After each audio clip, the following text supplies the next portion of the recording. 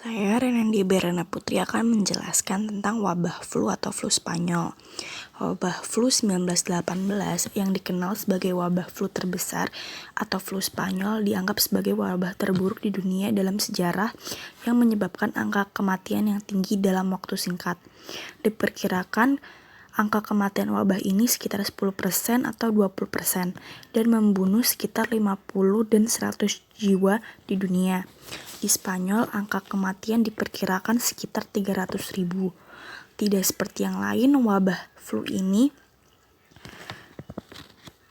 berpengaruh pada anak-anak dan orang tua.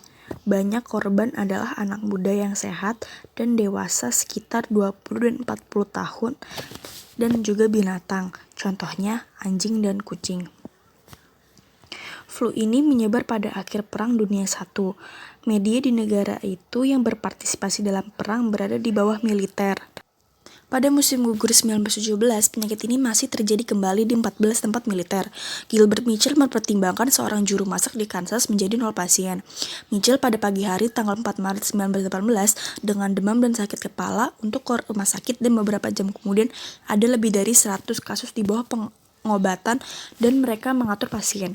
Gejala dari penyakit ini adalah panas tinggi, sakit telinga, tubuh lelah, diare sesekali, muntah dan kadang sesak nafas dan mimisan.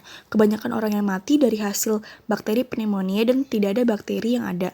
Satu grup mati setelah gejala pertama sekitar 1 atau 3 hari. Pertengahan April 1918, flu sudah menyebar di sekitar Eropa Barat dan dari Paris ke Inggris, Italia, dan ke Spanyol. Bahkan King Alfonso XIII sakit dan koran Spanyol menyebarkan penyakit yang sudah menyebar. Seperti yang kita lihat di grafik, kebanyakan korban jiwa mati hanya dalam 13 minggu dari 13 September sampai pertengahan Desember 1918 yang dikenal sebagai gelombang kedua.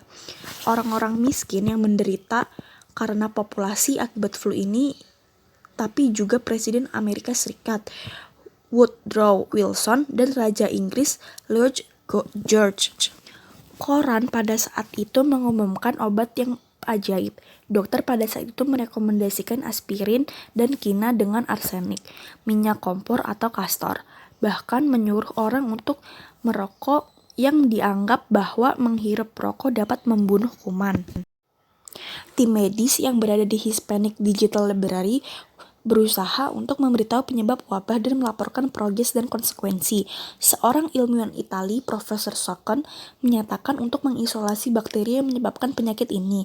Tapi waktu itu tidak benar. Penyebaran virus di Spanyol tidak ditemukan sampai 1943 dan flu gen-nya tidak ditemukan sampai 2005.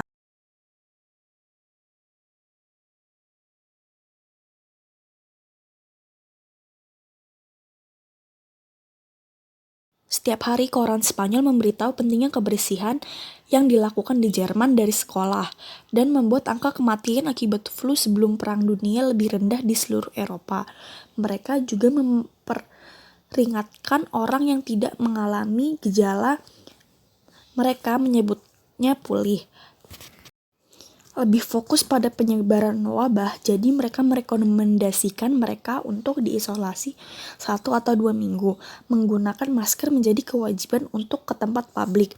Ini menjadi rekomendasi yang dibuat untuk menekan populasi penyakit dengan penyebaran. Semakin banyak interaksi di antara orang-orang, memperbanyak virus, pemerintah mulai mencegah krisis ini. Teater, sirkus, industri, kantor, dan tempat umum didisinfektan dan beberapa ditunda. Dan dilarang untuk mengimpor barang dari Maroko. Orang asing yang masuk diidentifikasi. Ujian sekolah diperpanjang tanpa batas waktu dan dosen diberi kebebasan untuk menunda kelak. Ketiga, sudah banyak orang yang diimunisasi dan penyakit berakhir dengan sendiri musim panas